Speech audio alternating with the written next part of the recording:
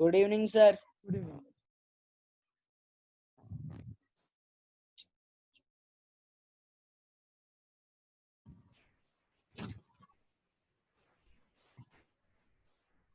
Good evening sir. Good evening.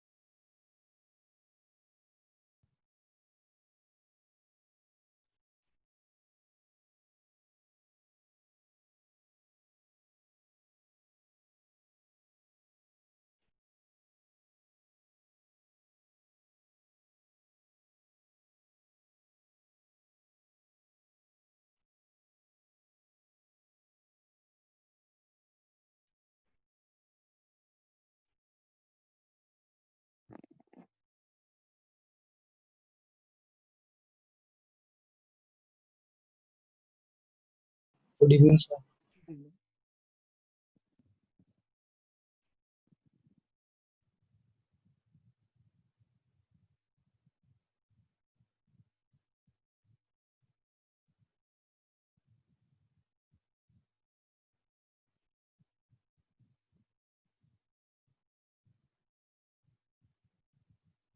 कल graph हमने 3.1 के कर लिए थे बच्चों, लेकिन उसमें अगर आप समझें तो इक्वेशन फॉर्मेशन उतना बेटर था नहीं। टेबल बनाना आसान था, बस वो टेबल किस साइज की बनाया जाए। उन तीनों क्वेश्चनों में एक ही बात है जो सीखी हो, तो किस साइज की दोनों टेबलें बनाएं कि एक ही ग्राफ पेपर पे कंफर्टेबल प्लॉट हो जाए, वो एक आइडिया हम ले रहे थे। लेकिन 10th का लेवल ग्राफ का जो क्वेश्चन एक आएगा 4 मार्क्स का, वो इस बात पे नहीं अटकता, इस कंटेक्स्ट का आता भी नहीं। इस कंटेक्स्ट का आता है कि वो कोई इक्वेशन ऐसी है जिससे टेबल बनाने में आप तकलीफ में आते हो।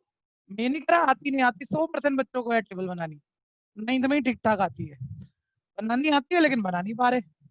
अब टेबल ही नहीं बने तो ग्राफ कैसे बने? ठीक है भैया, वो क्या प्रॉब्लम होती है वो आपको आज ये फर्स्ट क्वेश्चन के सेकंड पार्ट में मिल जाएगी। वो बात फर्स्ट क्वेश्चन के सेकंड पार्ट में तो वो सीखेंगे। ठीक है, कि एक जबरदस्त ट्रिक है जिससे हम कॉम्प्लिकेटेड बात को बड़े आराम से हैंडल कर सकते हैं, लेकिन वो किसी बुक में नहीं लिखी वो ट्रिक, और नॉर्मली आपको कहीं सुनने को भी नहीं मिलेगी। बताऊंगा, पहले फर्स्ट पार्ट ले लेते हैं, ऑर्डर में क्वेश्चन निपटाते हैं, शुरू कर लेते हैं बस इसे। देखिए ध्यान से देखिए, पहले पढ़ लेना करना क्या है, किस मेथड से करना है। ठीक है, अब वो कह रहा है form the pair of linear equation in the following problem. जो भी प्रॉब्लम है उसमें लीनियर इक्वेशन फॉर्म करनी है and find their solution graphically. इस बारी सॉल्यूशन पूछ रहा है, एक्स वाई के आंसर पूछ रहा है, तो क्या ग्राफ से आंसर निकालने हैं। पिछली वाली एक्सरसाइज में वो एक ही ग्राफ पे लाइनें इंटरसेक्ट कर नहीं सकती थी, तो आंसर कैसे निकालता।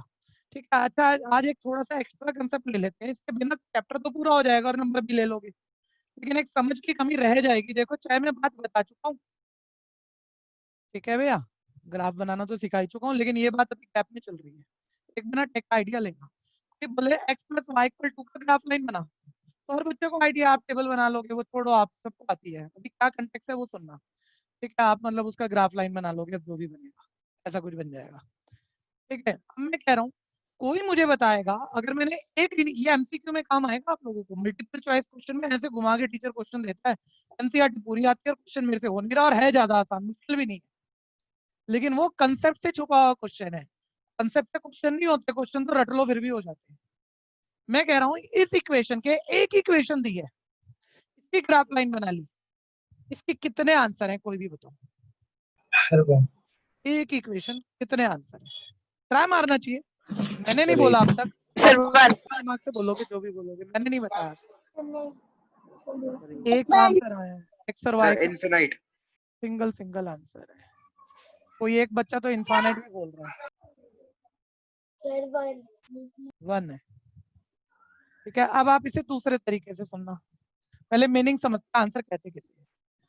तो चाहे कल को पॉलिनोमियल था और आज एक इक्वेशन है, इक्वेशन में वेरिएबल्स बताओ एक बार बोलो, आप मैं आपसे बुलवाता हूँ, बोलो वेरिएबल क्या है यहाँ पे। एक्स और y. Sir x and y. Variable की वैल्यू ढूंढने को कह रहे हैं, लेकिन ऐसी वेरिएबल की वैल्यू ढूंढने को कह रहे हैं जो यहाँ डालें तो ऐड करके 2 आ जाए।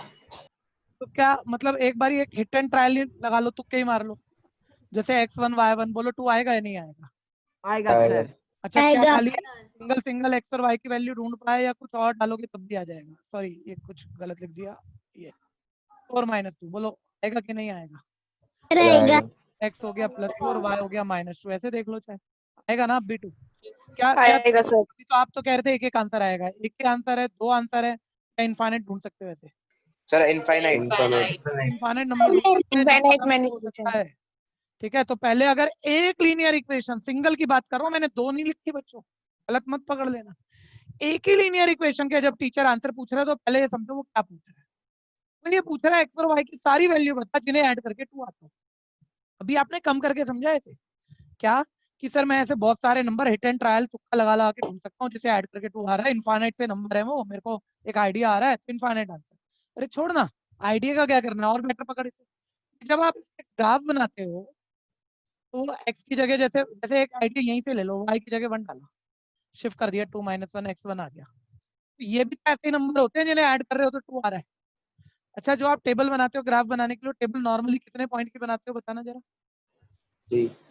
सर 3 3 पॉइंट की नॉर्मली सर हम बना लेते हैं। अच्छा, वो 3 पॉइंट जहां भी मिले आप ढूंढ लिए, प्लॉट कर दिए, कुछ भी आ गया, लाइन बना दी। अच्छा, लाइन पे हकीकत में जो 3 पॉइंट तुमने टेबल के हैं वो प्लॉट किए हैं, लाइन पे सिर्फ 3 पॉइंट है एक्चुअली या 3 से सर ज्यादा? इनफाइनाइट है।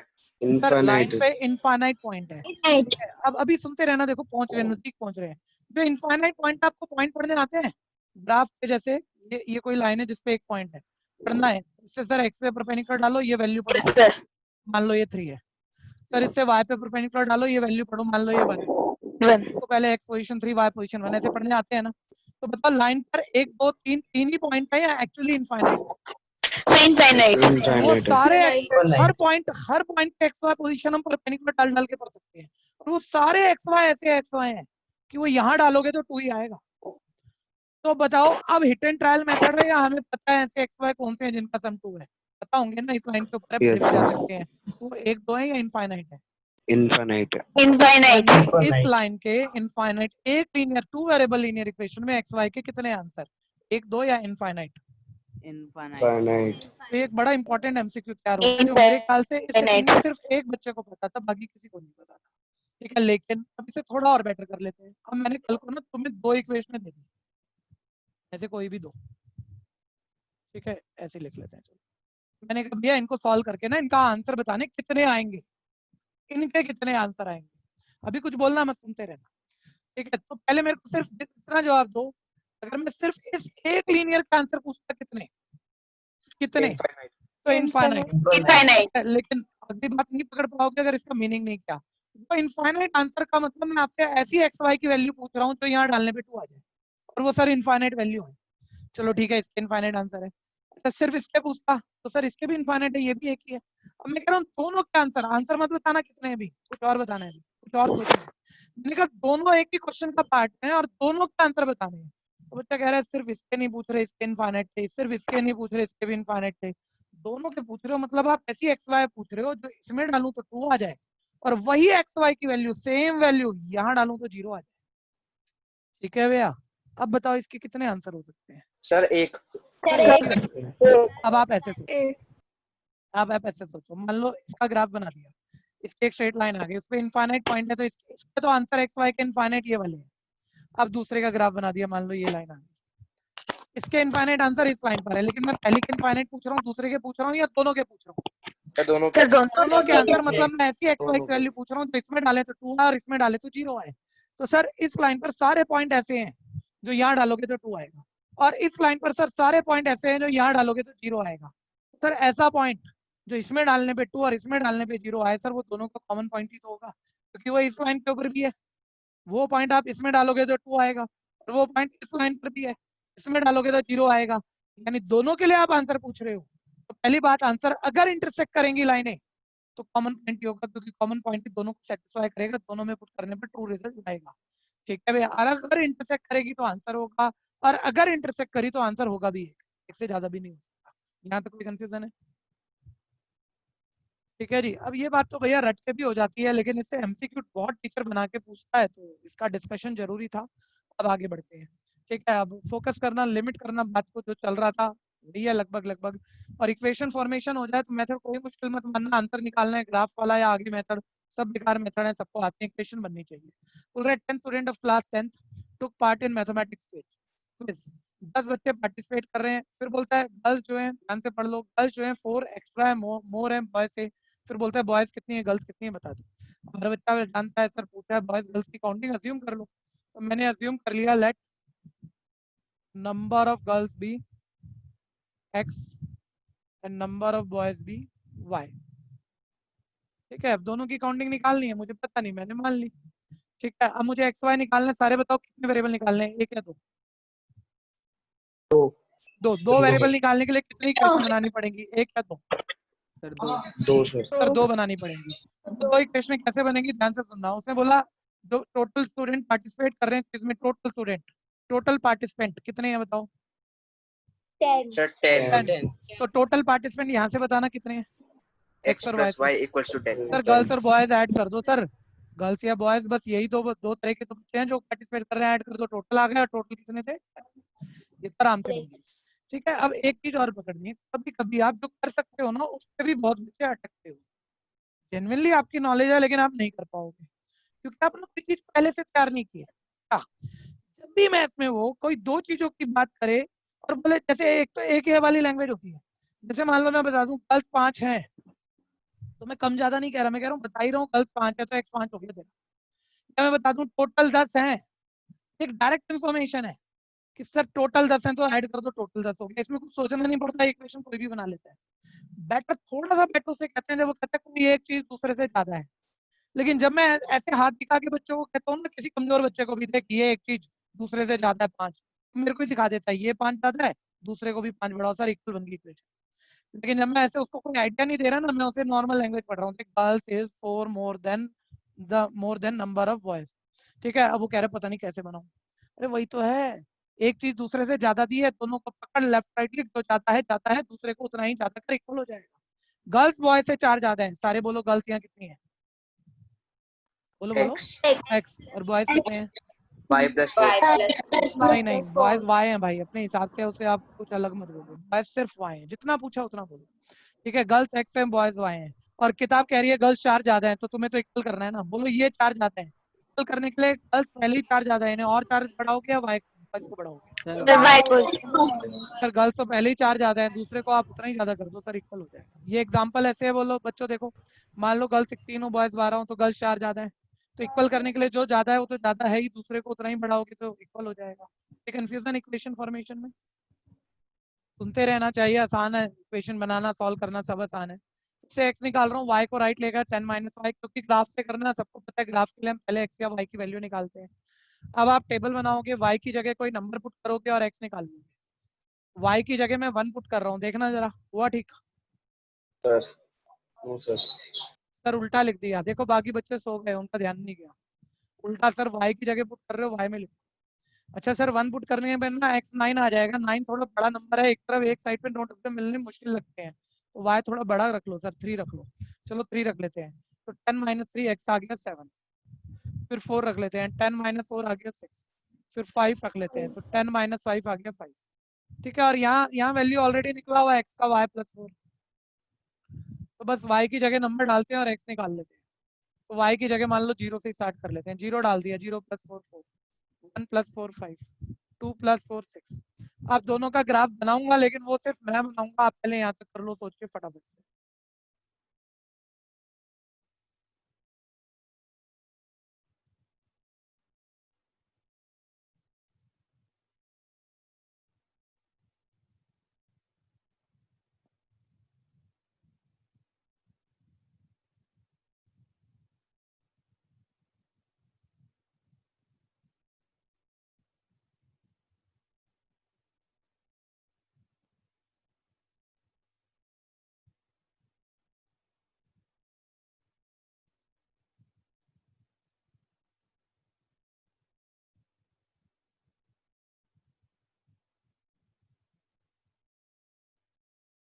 ग्राफ पर अभी टाइम मत लेना आप, और घर पे जरूर स्केल वगैरह लेके उसे बनाना।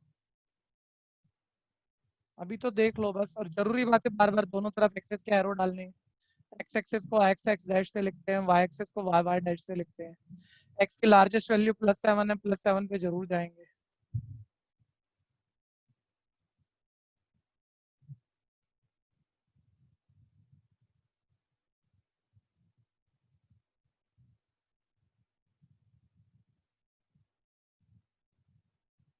खैर प्लॉटेशन पे आ जाते हैं। ठीक है, चेक कर लेंगे आप। x7 y3, x पे 7 मूव किए, y पर 3 के सामने गए। ये पहला पॉइंट 7,3 पॉइंट लेवल करना है। x6 y4, ये सेकंड पॉइंट हो गया 6,4। फिर x5 y5, ये थर्ड पॉइंट हो गया 5,5। तीनों को ज्वाइन करके प्रोड्यूस कर देना, तो ये आपकी एक स्ट्रेट लाइन आ जाएगी। लाइन के दोनों एंड एरो जरूर डालना बच्चों। लाइन पर लाइन की इक्वेशन जरूर लिखना, x + y = 10। लाइन की इक्वेशन ओरिजिनल वाली भी लिख सकते हो, सिंप्लीफाइड शिफ्ट वाली हो वो भी लिख सकते हो, सब एक ही बात है, कोई भी लिख सकते हो। ठीक है भैया। फिर दूसरा टेबल x4 पे y0, फिर x5 पर y1, फिर x6 पे y2। ठीक है भैया, ये 3 पॉइंट आए, तीनों को ज्वाइन करके प्रोड्यूस कर दिया।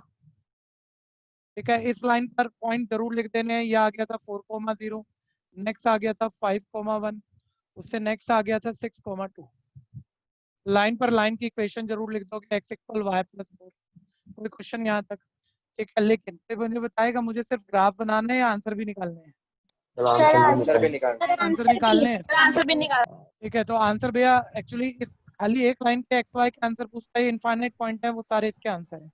इसके भी इनफाइनाइट आंसर है, लेकिन उसने तो दोनों को कलेक्टिव दिया है एक ही क्वेश्चन में, और अब आंसर पूछ रहा है। तो ऐसे एक्स वाई ढूंढने हैं जो इस इक्वेशन को भी सेटिस्फाई करे और इसको भी। तो वो एक्स वाई तो ऐसा ही हो सकता है जो दोनों के ऊपर हो। वो इसकी इक्वेशन में डालोगे जैसे 7,3, ये वाला पॉइंट एक्चुअली 7,3 है। जब इसमें आप 7 और 3 डालोगे, एक्स की जगह 7 और वाई की जगह 3, बस चेक करने के लिए कह रहा हूँ, करना नहीं है एक्चुअली। तो देखो ये सही आ रहा है। और वो 7,3 आप इसमें भी डालोगे तो 7 + 3 10, वो भी सही आ रहा है। तो जो दोनों इक्वेशनों का सेटिस्फाइंग आंसर है वो उनका इंटरसेक्टिंग आंसर ही हो सकता है, कॉमन ही हो सकता है। वो एक आंसर आ चुका है, लेकिन नॉर्मली हमें वो पेपर ग्राफ पेपर पे दिखाना होता है, मतलब दिख रहा है x7 y3 आंसर है, यही लिखना है। लेकिन आपके टीचर तो इतनी मात्रा में नंबर काट देते हैं, आप आंसर लिख दो कैसे परपेंडिकुलर डाल भी ग्राफ पे, ऐसे डॉटेड लाइन से परपेंडिकुलर डाल। फिर दिखाया x7 आ गया, यहाँ दिखा intersecting point. Intersecting point actually answer होता है, उसकी एक्स पोजीशन 7 है, वाई पोजीशन 3 है। स्केल लिखना जरूरी है, वो स्केल जरूर लिख देंगे। 1 सेंटीमीटर, देखो 1 सेंटीमीटर का डब्बा और 1 की यूनिट लिखा हुआ है, 1 यूनिट। ठीक है, और अभी भी क्योंकि एक स्टेटमेंट क्वेश्चन है, एंड होगा स्टेटमेंट से ग्राफ का आंसर आप जरूर लिखोगे। ग्राफ पर ऐसे कहीं कॉर्नर में लिखोगे सॉल्यूशन इस ग्राफ का x7 आया और y3 आया, लेकिन अब तक भी नंबर कट जाएंगे आधे। फिर लास्ट में स्टेटमेंट से भी दोगे कि नंबर ऑफ गर्ल्स को हमने x बोला था, x, सॉरी मैंने उल्टा लिख दिया। ठीक है x7, नंबर ऑफ गर्ल्स को हमने x बोला था जो कि 7 है, और नंबर ऑफ बॉयज को हमने y बोला था जो कि 3 है। स्टेटमेंट से भी आंसर करना। तो मेरे ख्याल से टेबल बनाना, प्लॉट करना, वो तो मोटे तौर पे आता है, नंबर मत कटवाना कहीं कुछ कम लिख के, वो सीखना आपको। कोई दिक्कत? हटा दूं? बस स्टेटमेंट पे लास्ट में आंसर कर लो, ग्राफ अपने होमवर्क कॉपी पे करना। स्टेटमेंट पे आंसर दे दो, गर्ल्स काउंटिंग 7 है, बॉयज का काउंटिंग 3 है। ठीक है, अब आ गया वो जबरदस्त कंसेप्ट अगले क्वेश्चन में, इसमें टेबल फॉर्मेशन का एक जबरदस्त शॉर्टकट ऐड होने जा रहा है। हटा दूं?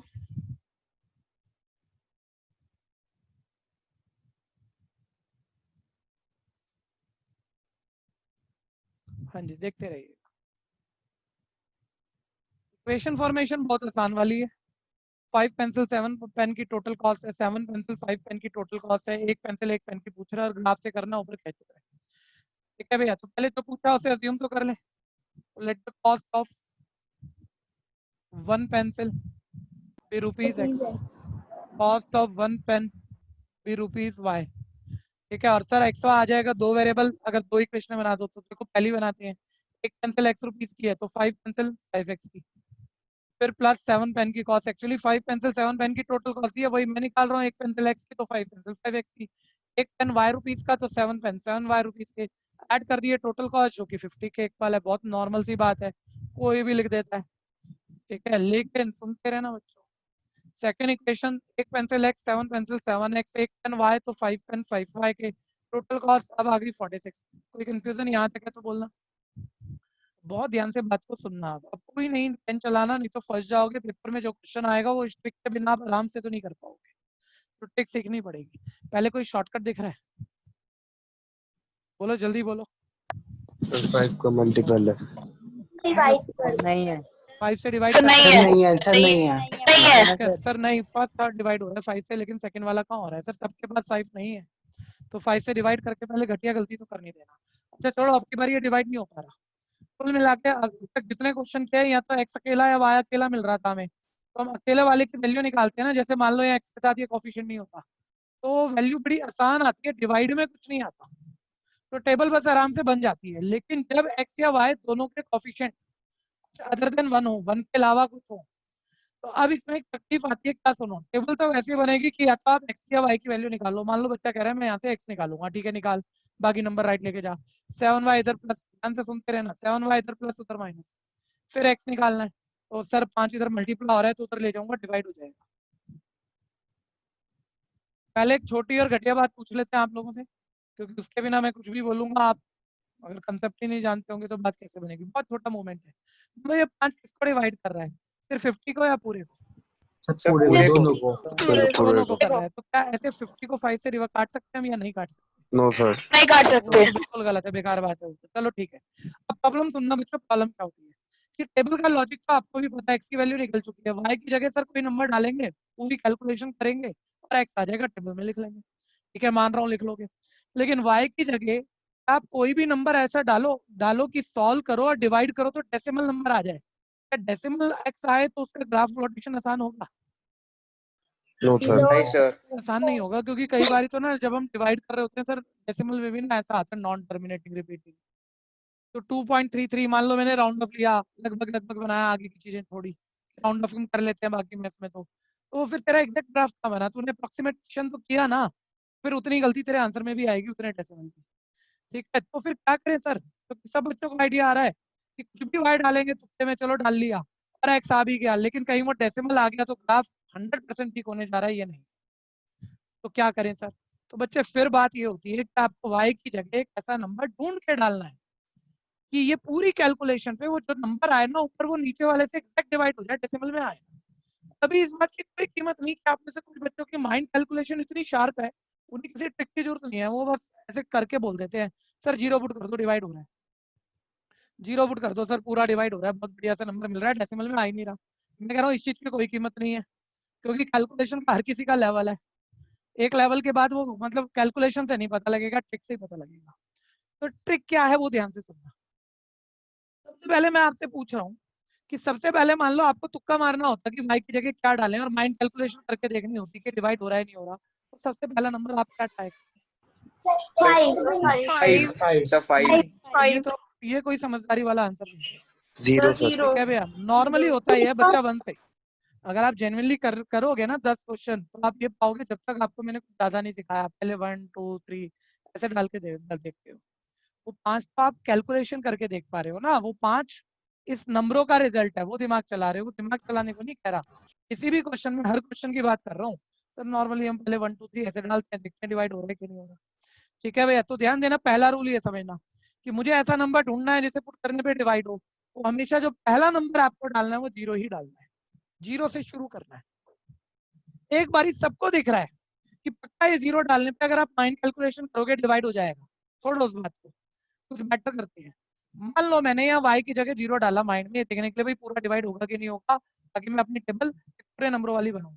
मान लो आज 0 डालने पे पूरा डिवाइड नहीं हुआ, जो पहले से पढ़ चुके हैं वो बच्चे मत बोलना भाई कुछ भी।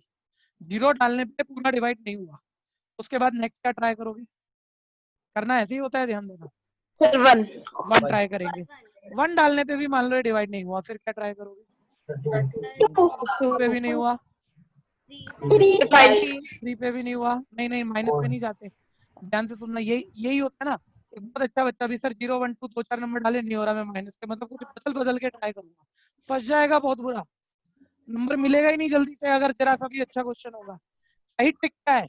0 से हमेशा ट्राई करना, 0 पुट करके देखना सबसे पहले डिवाइड हो रहा है कि नहीं हो रहा। मान लो नहीं हो रहा, तो 0 से लेके गारंटी है, मुझे पक्का कॉन्फिडेंस है, मैं ढूंढ लूंगा जितना मर्जी मुश्किल दो, कि 0 से लेके जो नीचे लिखा है, बताना नीचे क्या लिखा है अभी, अभी इस क्वेश्चन में क्या लिखा है। 5 5 0 से जो डिनोमिनेटर में लिखा है उस बीच तक, वहां तक के नंबर जरूर डालना, और उसमें एक नंबर जरूर मिलेगा ऐसा जिसे पुट करने पे इसे पूरा डिवाइड होना है, हर हालत में। कई बार होता है क्वेश्चन बैटर, मान लो यहाँ 7 लिखा है, आपने 0 डाला डिवाइड नहीं हुआ, 1 डाला नहीं हुआ, 2 डाला नहीं हुआ, 3 डाला नहीं हुआ, आप तक गए, आप कह रहे पता नहीं कोई अनोखी सी क्वेश्चन आ गई, ठीक है, डेसिमल में वो एग्जैक्ट बनेगी नहीं, वैसे भी गलत होनी है। तो मैं कह रहा हूँ अगर बच्चे को रूल बताओ 0 से लेके जो नीचे लिखा है 7 तक, उसके बीच में एक नंबर मिलेगा ही, तो आगे ट्राई करेगा ना, 2 के बाद 3 के बाद 4 के बाद 5 के बाद, और उसे मिल जाएगा। ठीक है भैया, ट्रिक एक नहीं है, 3 है यहाँ पर इस क्वेश्चन में, तीनों के मिलने से होता है बेटर क्वेश्चन तैयार। तो पहली ट्रिक तो हमें ये काम आती है कि कॉन्फिडेंस है हमें कि 0 से 5 के बीच जरूर मिलेगा, जिसे पुट करते हैं तो डिवाइड हो जाएगा। ठीक है भैया, अब 1 मिनट सुनते रहना, इसमें सारी ट्रिक बता दूं तीनों, फिर अगले वाले में एक्चुअली वो अच्छे से यूज होंगे।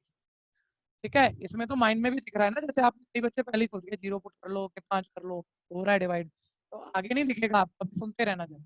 तो y की जगह देखो, सबसे पहले आप बताओ, सबसे पहले y की जगह क्या पुट करना है हमने, 0। ठीक है, वैसे तो इस क्वेश्चन में मैं आपको मैथ्स की एक बहुत बड़ी रूल और दूंगा, लेकिन एंड होने पे दूंगा जब आंसर आएंगे, हाथ ला देना, क्योंकि छूट गया तो परेशान रहोगे आगे। ठीक है, y की जगह खैर अभी y की जगह अभी हम 0 डाल रहे हैं। अच्छा पहले बताओ, यहाँ बीच में कोई साइन नहीं है तो क्या होगा, मल्टीप्लाई अच्छा बच्चों की तरह वो लिख लिख के आप निकालो कि x का वो नहीं अफोर्डेबल है यहाँ, वो बहुत महंगा काम है, उसके नंबर भी नहीं है, ये माइंड में ही करना है। बोलना मेरे को, यहाँ 0 डाल रहे हैं, 0 7 से मल्टीप्लाई 0 0, 50 माइनस 0 क्या आएगा 50, 50 की 5 से डिवाइड बोलो क्या आया 10 एग्जैक्ट डिवाइड हो गया, चांस की बात है, हमारा तुक्का बैठ गया, पहला ही नंबर डाला था उसी पे डिवाइड हो गया। अगर नहीं होता, मान लो 0 करने पर पूरा डिवाइड डेसिमल में आ रहा होता, तो हम 0 नहीं लेते थे, फिर हम 0 से कहाँ तक ट्राई करते, 5 तक 0 से 5 तक में जरूर एक नंबर मिल जाता सर जिसे पुट करने पे पूरा डिवाइड होता है, एक ही मिलता, वो 0 ही मिल गया, अभी तो पहला ही मिल गया। अब पहला मिल गया, लेकिन अब 1 डालोगे नहीं हो रहा डिवाइड, 2 डालोगे नहीं हो रहा, 3 डालोगे नहीं हो रहा, 10 को खराब कर रहे हो। एक शॉर्टकट है, जो पहला नंबर तुमने डाला जिसे पुट करके डिवाइड हो गया, जो भी ढूंढना तुमने पहला, इसमें आप अपना अगला नंबर ढूंढना मत, इसमें आप ये नीचे वाला नंबर ऐड कर दो, तो ठीक नेक्स्ट नंबर मिल जाएगा जिसे पुट करने पे इसे एग्जैक्ट डिवाइड होता है। अभी हमने 0 डाला जिसपे पूरा डिवाइड हुआ, अब कोई नॉर्मल बच्चा तो 1 2 3 जल्दी जल्दी करके आइडिया ले रहा है किस पे डिवाइड हो रहा है, समझदार बच्चा 0 + 5 5, नेक्स्ट नंबर 5 है जिसे पुट करूंगा डिवाइड होगा एग्जैक्ट, 1 2 3 4 पे होना ही नहीं। ठीक है, एक बारी 5 डाल रहे हैं बच्चों, ट्रिक क्लियर है, ऐड करके नेक्स्ट नंबर पता लगता है। 5 बोलो, 5 7 35 50 माइनस 35, 50 माइनस 35, 15, 15 की 5 से डिवाइड 3, 3 चलो 5 तो मिल गया। बच्चा बोले सर अगले वाला 6 डालूं 7 डालूं 8 डालूं, नहीं टाइम मत वेस्ट करते हो, अभी पुट किया उसमें नीचे वाला फिर ऐड कर दो, नीचे वाला फिर ऐड कर दे, अगला पता लग जाएगा जिसपे डिवाइड होना है इसे एग्जैक्ट, 6 7 8 9 पे नहीं होना, होना ही 10 पे है। ठीक है, एक बारी 10 डलवाओ, बोलो यहाँ 10 डाल रहे हैं, 10 7 सा 70 माइनस बेटा minus नहीं 70 minus 70 नहीं Minus 70 है, 10 7 सा तो 70 होता है, माइनस तो बीच में है, 50 माइनस 70 साइन ध्यान से सर बोलो, माइनस माइनस 20 और माइनस 20 की 5 से डिवाइड माइनस 4 4 ठीक है भैया, बिल्कुल एग्जैक्ट नंबर की टेबल बन गई। कोई एक आधा बच्चा कह सकता है सर ये थोड़ा सा बड़ा लग रहा है, मतलब है थोड़ा सा बड़ा, बहुत चाहोगे तो एक्सिस इधर उधर शिफ्ट करके 10 डब्बों की मैनेजमेंट करनी पड़ेगी, लग रहा है, लेकिन वैसे तो ये ठीक है मेरे हिसाब से, तो बन जाएगा ग्राफ। लेकिन कोई बच्चा कह रहा है सर मान लो ऐसे करने में ऐड करने में कोई बहुत बड़ा नंबर आ गया, जैसे ये 10 थोड़ा सा बड़ा था, क्या हम बच सकते हैं, ठीक है ट्राई मार लो, कोई बेटर नंबर मिल जाए, क्योंकि ट्रिक एक और होती है अभी जिसमें हम कभी बेटर पोजीशन में पहुंच जाते हैं। सबसे पहला नंबर हमने 0 ढूंढना था, जिसे पुट करने पे पूरा डिवाइड हो गया था, बताना फिर नेक्स्ट नंबर के लिए मैंने क्या कहा था, 0 में नीचे वाला नंबर क्या करना है ऐड करना है ऐड, फिर मैंने उससे अगला नंबर के ढूंढने के लिए कहा था, अब जो 5 था उसमें नीचे वाला ऐड कर दो, अगला आ जाएगा। मान लो लगा बड़ा, छोड़ो, सबसे पहले वाले नंबर के पास दोबारा जाओ, बोलो क्या है, 0 इसमें नीचे वाला माइनस कर दो, ऐड करने की जगह माइनस कर दो, बोलो 0 में 5, साइन को ध्यान से बोलना, 0 में 5 माइनस करोगे क्या आएगा, ये भी एक ऐसा नंबर है बच्चों जिसे आप पुट करोगे तो ये पूरा ही डिवाइड होगा। लेकिन आपको लग रहा है कंफर्टेबल है, इससे और बड़ा नंबर आएगा, देखो एक बार ही डलवाओ -5 यहाँ, -5 की -7 से मल्टीप्लाई, बोलो क्या आएगा, माइनस माइनस प्लस 5 7 से 35, 50 + 35 85, 85 की 5 से डिवाइड 17, सर 17 तो बहुत बड़ा हो गया, एक एक के स्केल पे सर ये नहीं हो पाएगा। ये तो मैं ट्रिक सिखा रहा था, मुझे मालूम है बड़ा आने जा रहा है, तो वही वाला ट्रिक था सर जो प्लस कर करके आया था, 5 + 5 10, और 10 7 70, 50 माइनस 70 माइनस 20 माइनस 20 की 5 से डिवाइड माइनस 4। ये वाली ट्रिक भैया बेस्ट टेबल जो होती है इस स्टाइल की कोई होती है। और मैं कह रहा हूँ जितना आप एक्स्ट्रा वगैरह जो भी पढ़ोगे, सैम्पल पेपर है, कोई एक्स्ट्रा किताब है, एनसीईआरटी है, मतलब इससे बेटर इक्वेशन का टेबल कभी नहीं देखने को मिलेगा। ये बेस्ट मान लो आप, ठीक है। और इस ट्रिक पर ही आसान है, इस ट्रिक पर कोई बेस्ट वाली बात नहीं है, ठीक है भैया। लेकिन ये तीनों बातें ध्यान रखनी है। 1 मिनट पहले एक्स की वैल्यू तो निकालना है। अब देखो सेकंड टेबल बनानी है, ध्यान से सुनना, तीनों कंसेप्ट लगेंगे वही वाले। पहले एक्स निकाल रहे हैं तो y को राइट ले जाते हैं 46 माइनस 5। एक्स निकालना है तो देखो 7 इधर मल्टीप्लाई हो रहा है, राइट ले जाओ, डिवाइड में चला गया। अब हमें इसका टेबल बनाना है, सेकंड वाली का टेबल। तो हर समझदार बच्चे को पता है डिवाइड वाली वैल्यू है, तो y की जगह जो मर्जी नंबर डाला, डेसिमल नंबर आ गया, एग्जैक्ट ग्राफ नहीं बनेगा तो नंबर कटेंगे ही कटेंगे। सर ऐसा नंबर ढूंढ के डालो ना पूरा डिवाइड हो, ठीक है। नॉर्मल बच्चा तो जहां मर्जी से प्लस माइनस कुछ भी तुक्के मारता रहेगा और बैठेगा ही नहीं, उसका अब की बारी नहीं बैठेगा। समझदार बच्चा बोलो सबसे पहले क्या ट्राई करेंगे, y की जगह कहाँ से शुरू करना है? जीरो। जीरो डालेंगे, अब की बारी डिवाइड नहीं होगा, 1 पे नहीं होगा, तो बोलो जीरो से कहाँ तक ट्राई कर सकते हैं हम जिसमें एक नंबर मिलना है मेरे को? तो देखो अब जल्दी जल्दी बुलवाना मेरे को, पहले जीरो से शुरू कर रहे हैं। जीरो डाल रहे हैं, जीरो 5 था जीरो, 46 में जीरो माइनस करेंगे 46, 46 की 7 से डिवाइड नहीं होती। आगे बढ़ो, 1 डालेंगे, बोलो 5 बन 46 माइनस 5 41, 41 की 7 से डिवाइड नहीं होती, 1 भी नहीं होगा।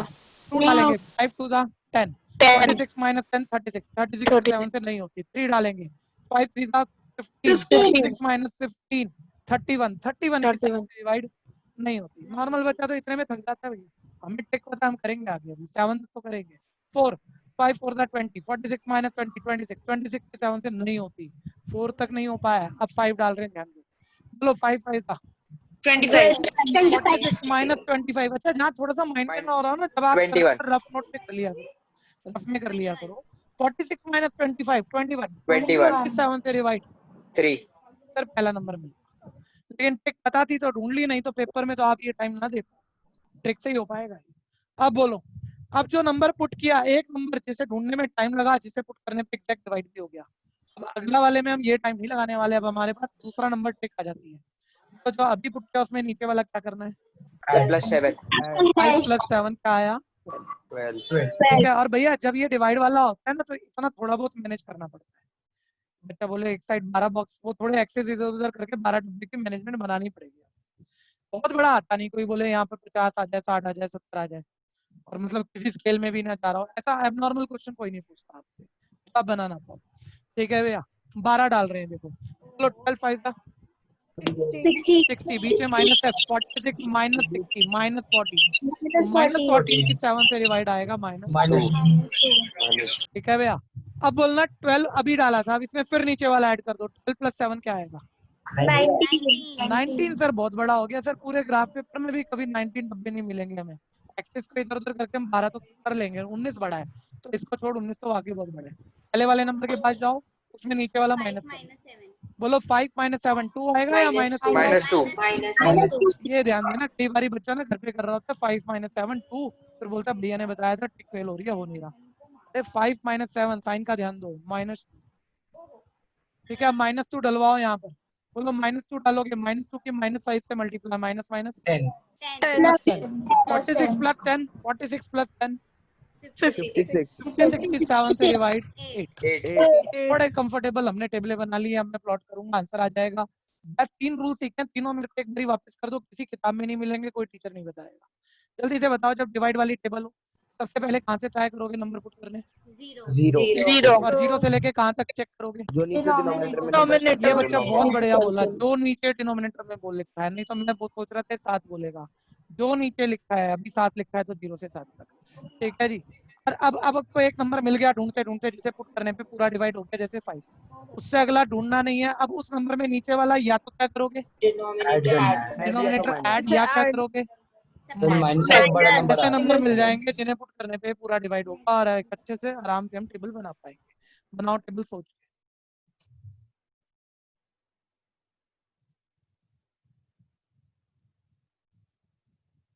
इसमें तो ये मूवमेंट आएंगे बच्चों, आपका टीचर शायद किसी बेटर क्वेश्चन पे जब वो प्रैक्टिस करा रहे होते, कर रहे हैं और उनको टाइम लग जा रहा है, ठीक है, आप ठीक जानते हो, आप फटाफट कर गए, ठीक है, तो मजा रहेगा आप लोगों को।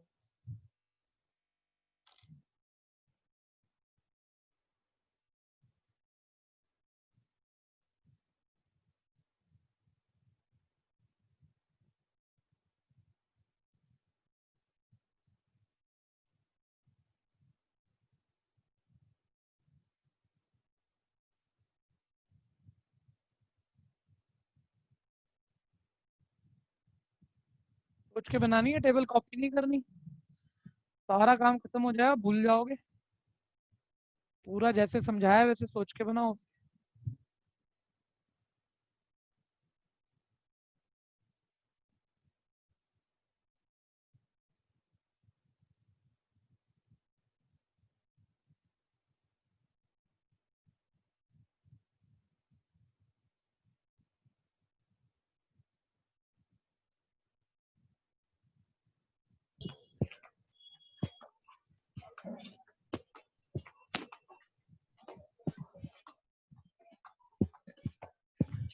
ग्राफ इसका देख लेना बस, आप मत बनाना। जितेश माइक बंद करो बच्चे।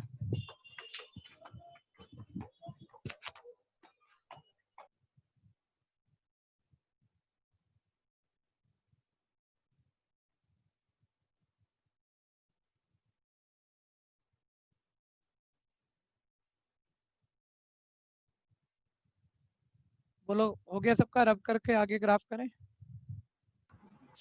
Excuse me sir. हाँ जी, सर वो जो आपने सेकंड का जो वो सेकंड का जो वो बनाया है उसके एक्स के आगे 3 लिखा है, 3 के हाँ आगे जी। क्या लिखा है आपने? -2 -2। 2। Thank you sir.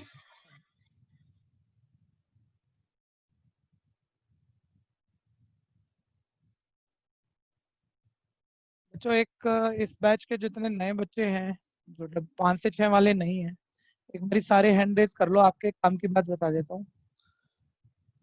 तो इस बैच के स्टूडेंट ने सारे हैंड रेज कर लो। तो 5 to 6 के नहीं है, न्यू बैच में जिन्होंने ज्वाइन किया है।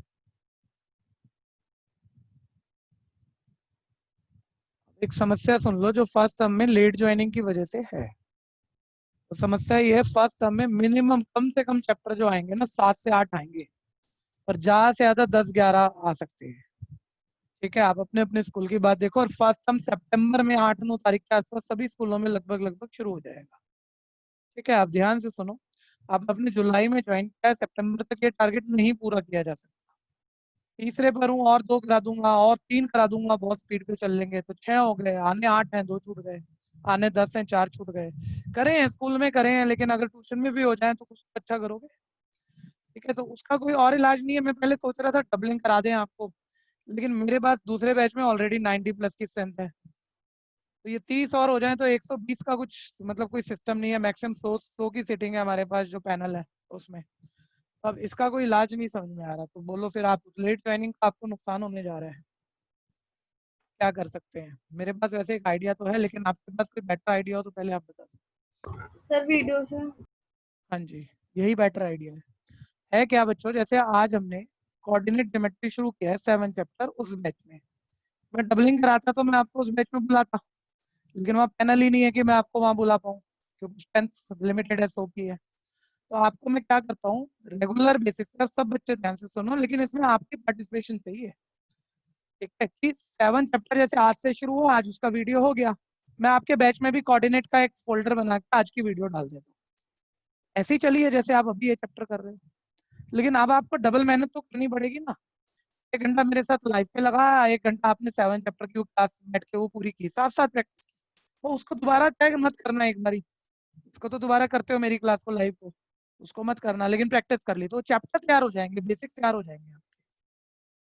ठीक है जी, बोलो चलता है अगर आप मेहनत करने वाले हो तो। Yes sir. मेहनत करो तो बात की कीमत है ना, नहीं तो नहीं देनी चाहिए हमें।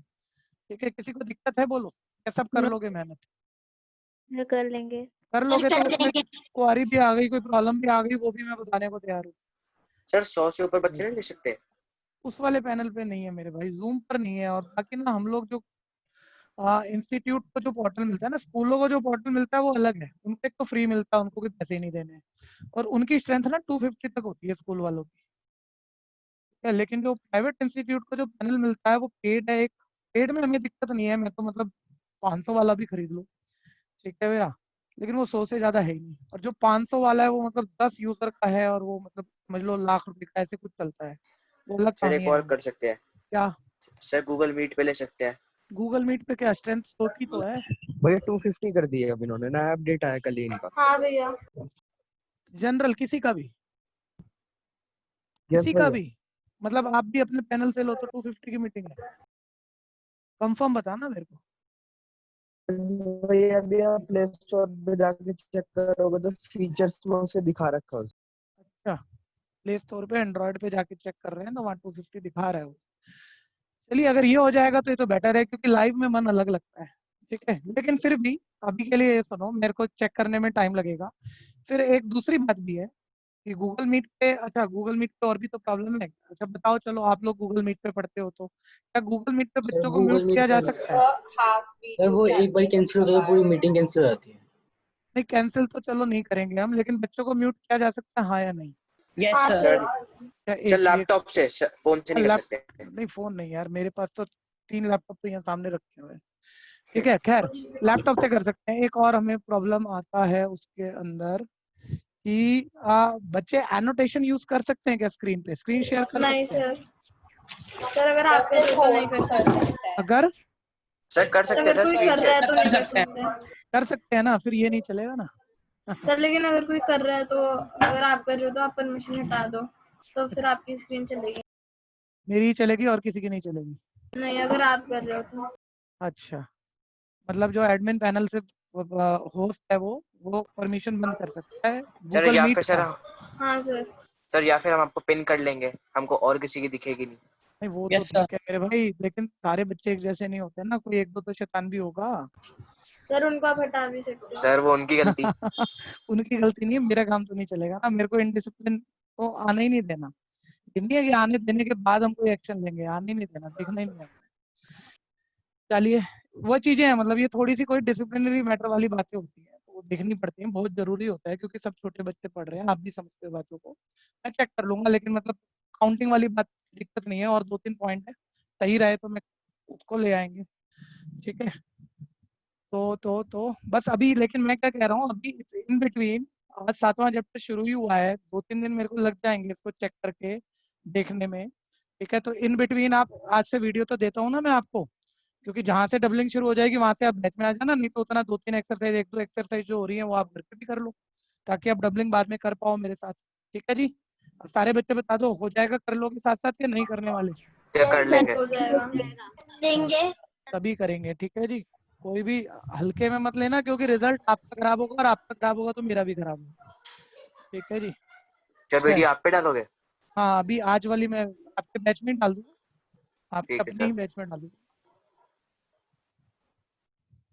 अब ध्यान से सुनो, सेकंड हो गया, अब बात आ गई थोड़ी अलग, स्लाइड कर देते हैं बंद। अब सुनना शुरू करो बहुत ध्यान से, बातें ऐसी हैं जो आप भी मतलब अपने स्टाइल में कहीं ना कहीं, जिसने नहीं भी पढ़ा है वो भी जवाब दे सकता है, लेकिन पहले थोड़े कंटेक्स्ट सुन लो।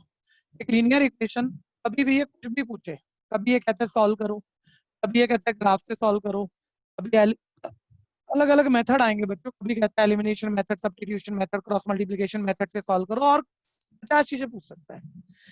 कुछ भी क्यों ना करना हो, लीनियर इक्वेशन में आपको ऑलवेज ये चेक करना है ये क्या पूछ रहा है, बात की बात पहले वो स्टैंडर्ड और सिंपल होगी तो हम क्वेश्चन को सोचना शुरू करेंगे। वो लीनियर इक्वेशन स्टैंडर्ड और सिंपल होगी तो हम क्वेश्चन को सोचना शुरू करेंगे, भाई तू क्या पूछ रहा है, और वो हो भी जाएगा सीखने के बाद। लेकिन स्टैंडर्ड सिंपल नहीं है अगर इक्वेशन, तो उन्हें स्टैंडर्ड सिंपल बनाएंगे पहले। और ये कोई किताबें नहीं करी भैया, ये मैं टॉपिक आसान बनाने के लिए आपको कह रहा हूँ, इसलिए मेरी लैंग्वेज सीखनी भी पड़ेगी।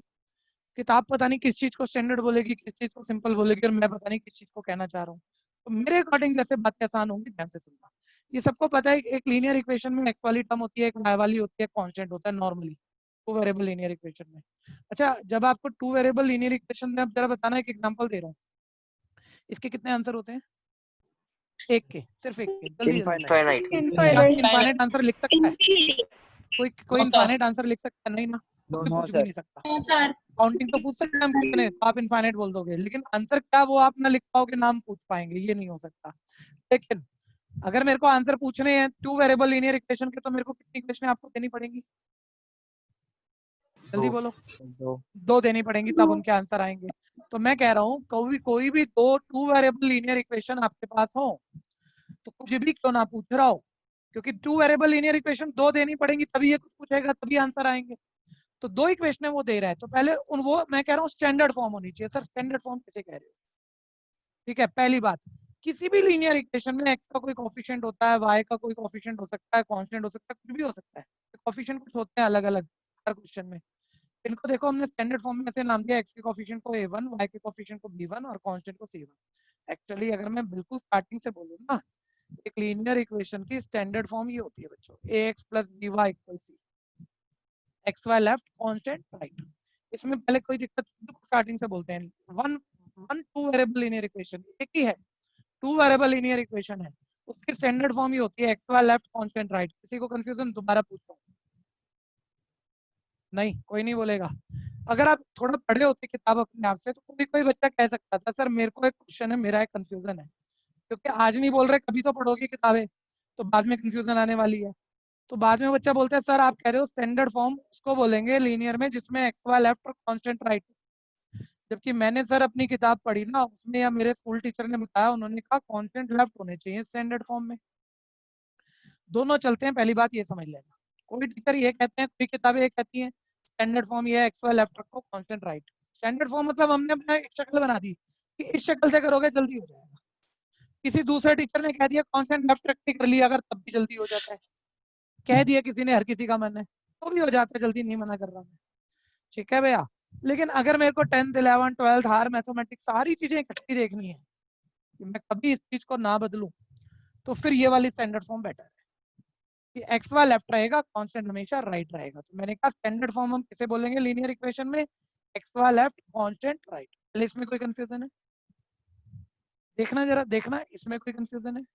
देखो कोई क्वेश्चन दिख रहा सर हो? वो -c हो जाएगा। यस सर, माइनस ऐसे सोचते हो जब आप देखो, अभी तो आप सीख रहे हो, अभी आया नहीं ना, आने के बाद ऐसे सोच लेते हो कि यार मेरे स्कूल टीचर ने ये स्टैंडर्ड फॉर्म बताई, मेरे ट्यूशन टीचर ने ये बताई। ट्यूशन वाले भाई को क्या इतना नहीं पता था प्लस सी उधर जाके माइनस सी होता, उसने माइनस सी लिखा ही नहीं। तो आप कहते हो शायद जल्दबाजी में रह गया होगा या आता नहीं होगा, कोई गड़बड़ हो गई होगी।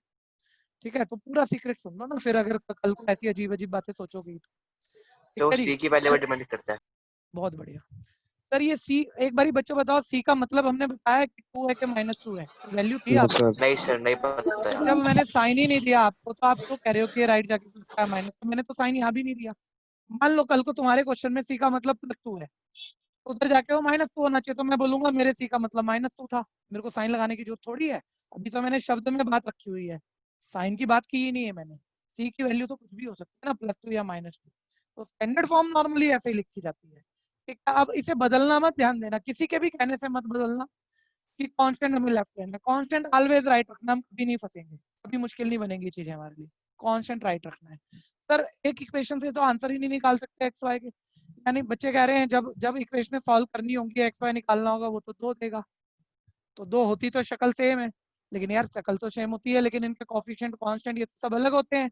तो अलग दिखाने के लिए फिर हम ऐसे करते हैं कि पहली इक्वेशन में जो कोफिशिएंट है इनको 1 नंबर से लिख देते हैं, a1x + b1y = c1। और दूसरी इक्वेशन में जो कोफिशिएंट होते हैं उनके बॉटम पे, राइट साइड बॉटम पे ध्यान देना, 2 लिख देते हैं। तो a2x + b2y = c2। ऐसे 2 वेरिएबल 2 लीनियर इक्वेशन दी। मैंने आपको कहा बच्चों इन 2 वेरिएबल लीनियर इक्वेशन को ग्राफ से सॉल्व करना है, ग्राफ से सॉल्व करना है। ठीक है, तो एक रफ आइडिया लो, कोई नंबर वाली इक्वेशन तो है ही नहीं कि आप टेबल बना लोगे, ग्राफ बना लोगे। कोफिशिएंट नंबर तो सारे गायब कर रखे हैं मैंने। तो बच्चा कह रहे हैं सर मैं भी, जब आप इनके ग्राफ बनाओ, एक टाइप ही पूछ रहे हो ना आप, तो मान लो इसकी जो ग्राफ लाइन बने और दूसरे की जो ग्राफ लाइन बने एक पॉइंट पे इंटरसेक्ट कर जाए, एक पॉइंट पे इंटरसेक्ट कर जाए। ठीक है, मे भी ऐसा हो सकता है, ठीक है हो सकता है। तो मैंने पूछा चल मान ले इन दोनों लाइनों का ग्राफ बनाया और वो एक पॉइंट पे काट गई, तो लाइन की नेचर बता, लाइन की ग्राफ की नेचर बता, लाइन में क्या कर रही है, इंटरसेक्ट है, पैरेलल है, एक के ऊपर एक है? चलो नॉर्मल है, आप खुद ही बता भी रहे हो, पूछ भी रहे हो। लाइन एक पॉइंट पे इंटरसेक्ट कर गई तो लाइन की नेचर पे है इंटरसेक्टिंग एट वन पॉइंट। जब मैं पूछ रहा हूँ, अब आप क्या मुझे बता पाओगे जब दोनों लाइनें एक ही पॉइंट पे काटी हैं तो आंसर एक्स वाई के कितने आएंगे? वन नहीं आएंगे कि एक आएंगे कि इनफाइनाइट आएंगे? सर जितने पॉइंट पे काटे, क्योंकि वो पॉइंट कॉमन पॉइंट है, इस पर भी है उस पर भी है, दोनों का सेटिस्फाइंग आंसर एक ही है। सर वो एक्स वैल्यू पढ़ लो, परपेंडिकुलर डाल के वाई वैल्यू पढ़ लो, सिंगल आंसर आएगा। ठीक है, तो हम ये कहेंगे जब ग्राफ की लाइनें इंटरसेक्ट हो एक पॉइंट पर उनका यूनिक सोल्यूशन होता है, एक आंसर होता है। ठीक है, लेकिन अब कई बार क्या होता है, कई बार तो ग्राफ कैसे बातें कर रहा होता है, एक ग्राफ बनाओ, बताओ इंटरसेक्टिंग एट वन पॉइंट है, यूनिक सॉल्यूशन है, तो ऐसा बन गया तो बोल दिया, किसी ने भी सोच के बोल दिया। लेकिन फिर तो इस कंटेक्स्ट की इंपॉर्टेंस ही नहीं है, मैं टेबल क्यों बना रहा हूँ, ये तो आप भी सोच लेते। वो ज्यादा बारी ये कहता है कि बिना ग्राफ बनाए आप हमें बताओ इन इक्वेशनों के, ये नंबरों में इक्वेशनें दी होती है, इन इक्वेशनों का यूनिक सॉल्यूशन आएगा इंटरसेक्टिंग एट वन पॉइंट। दोनों एक ही बात है, होगा या नहीं होगा, बिना ग्राफ बनाए पूछ रहा है वो मेरे से। ठीक है भैया, तो अब प्रॉब्लम आती है कि बिना ग्राफ बनाए हम ये कैसे बता सकते हैं। तो उसके कुछ फॉर्मूलाज हैं कि जब भी a1 upon a2 not equal होगा b1 अपॉन b2 के, तो बिना ग्राफ बनाए आप कह सकते हो कि उनका अगर हम ग्राफ बनाएं तो वो इंटरसेक्टिंग एट वन पॉइंट होंगी लाइनें, और एक ही पॉइंट पे काटेंगे तो यूनिक आंसर तो आएगा। लेकिन क्वेश्चन है इस पर अपने आप में कि कह रहे सर ये a1 upon a2 b1 upon b2 आएगा कहाँ से, कैसे पता लगेगा इक्वल नहीं है, वो नॉट इक्वल है। तो भैया तुम्हारे पास इक्वेशन तो दी होंगी ना, तो जरा बताना सारे बच्चे, दोनों इक्वेशनों में जो x के कोफिशिएंट x को छोड़कर जो नंबर बचा उसका नाम क्या है? A1 a1 a2 तो नंबरों में दिख रहे होंगे, उन्हें आप डिवाइड कर भी दोगे, उन्हें आप डिवाइड कर दोगे a1 अपॉन a2 आ जाएगा। ऐसे y के कोफिशिएंट b1 b2 है, उन्हें डिवाइड कर दोगे b1 b2 आ जाएगा।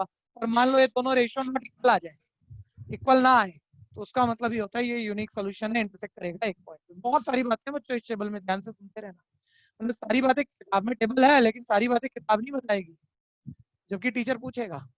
अभी समझेंगे, पहले बेसिक बोल लूं एक बारी। लेकिन बच्चा कह रहा है सर मान लो मैंने इनका ग्राफ बनाया, क्या जरूरी है सर दोनों लाइनें इंटरसेक्ट करेंगी? देखो दोनों लाइनें ही बननी है अगर, तो पैरेलल भी तो आ सकती हैं, मे बी वो पैरेलल लाइंस आ जाए, बिल्कुल हो सकता है। तो आप बताओ पैरेलल लाइन तो इंटरसेक्ट तो करी नहीं, तो आंसर आया दोनों का कोई या नहीं? सर नहीं आएगा। काटेंगे तो एक पॉइंट पे काटेंगे तो एक आंसर है, पैरेलल आ गई तो इंटरसेक्ट नहीं करा सर, नो सॉल्यूशन है। मेन बात है ग्राफ से कोई पूछे तो आप पढ़ा दोगे किसी को, बोल रहा है बिना ग्राफ के बताओ पैरेलल लाइन है कि नो सॉल्यूशन है। तो उसका फॉर्मूला ये होता है जब a1 अपॉन a2 इक्वल हो b1 अपॉन b2 के, ये पहली दो रेशियो तो इक्वल आ जाए लेकिन थर्ड वाली नॉट इक्वल आ जाए, कांस्टेंट वाली c1 अपॉन c2, तो कहा जाता है इक्वेशन का ग्राफ बनाए तो पैरेलल लाइन बनेगी, मतलब इंटरसेक्ट नहीं करेंगी, इंटरसेक्ट नहीं करेंगी तो आंसर भी नहीं आएगा। तो इस फॉर्मूले से चेक कर लेते हैं तब। ठीक है भैया, आखिरी बात, अभी इसमें टेक्निकल पॉइंट कोई नहीं बोला, अभी मैं बेसिक बोल रहा हूँ, फिर उसके बाद मैं इस टेबल में टेक्निकल पॉइंट लेके आऊंगा। मान लो हमने पहली इक्वेशन का ग्राफ बनाया, कहीं भी कोई एक लाइन बन गई, अच्छा दूसरी इक्वेशन का ग्राफ बनाया वो इसी के ऊपर आ गई, चल लाइन के ऊपर लाइन आपको दिख जाए, डबल एरो डाल देते हैं, देखो दिख जाएगी, फील आ जाएगा लाइन के ऊपर लाइन दिख रही है। ठीक है भैया, लाइन के ऊपर लाइन आ जाए तो क्या बताएगा, एक पॉइंट पे काट रही है इंटरसेक्टिंग लाइन, पैरेलल को पैरेलल बोलते हो आप, ये लाइन के ऊपर लाइन को किस शब्द से बोलते हैं? कोइंसिडेंट। कोइंसिडेंट, वर्ड ध्यान रखना, कोइंसिडेंट लाइंस, इन्हें कोइंसिडेंट लाइन कहते हैं। ठीक है, कोइंसिडेंट लाइन है, कितने पॉइंट पे इंटरसेक्ट कर रही है, 1 2 3 इनफाइनाइट। दोनों तरफ से बढ़ती रहेंगी और एक के ऊपर एक कहीं इनफाइनाइट पॉइंट पे कट कर रही है, यानी जितने पॉइंट पे लाइनें काटे उतने आंसर, एक नहीं काट रही, नहीं इनफाइनाइट पॉइंट पे काट रही है, कितने आंसर आ गए? Infinite solutions. सर लेकिन वो ग्राफ से तो कोई भी सोच लेता है, वो तो बिना ग्राफ के पूछेगा हमसे, तो हम कैसे बताएंगे?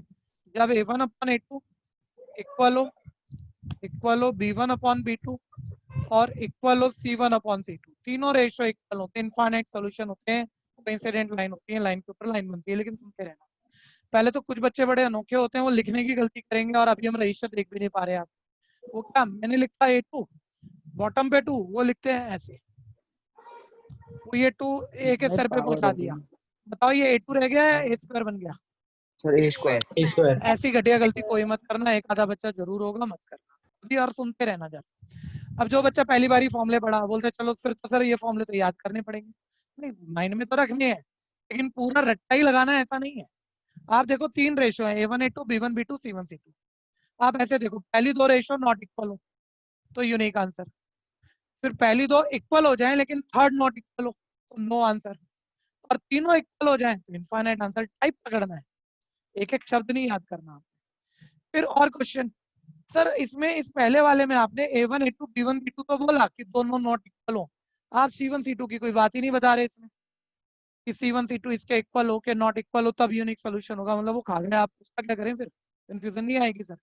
नहीं, एक्चुअली होता क्या है, अगर first two ratio not equal आ जाए, अब तीसरी वाली चाहे इनमें से किसी का इक्वल हो जाए चाहे नॉट इक्वल हो जाए, कोई फर्क नहीं पड़ता, यूनिक सोल्यूशन रहता है, इसी कंडीशन से रहता है। तो तीसरी वाली मैं कह रहा हूँ C1/C2 चाहे इनमें से किसी का इक्वल हो चाहे इनमें से किसी के इक्वल ना हो, उससे कोई फर्क नहीं रह पड़ेगा, ग्राफ इंटरसेक्टिंग है यूनिक सोल्यूशन वाला ही बनेगा, इसलिए वो तीसरी बात इसमें हम पढ़ते ही। ठीक है भैया, आप एक बार सब बच्चे देख के याद कर दो। अच्छा टाइम हो चुका है, फटाफट से टेबल लिख के से कल आगे बढ़ाएंगे। टेबल लिखो, नोट्स बनाओ, सोच के।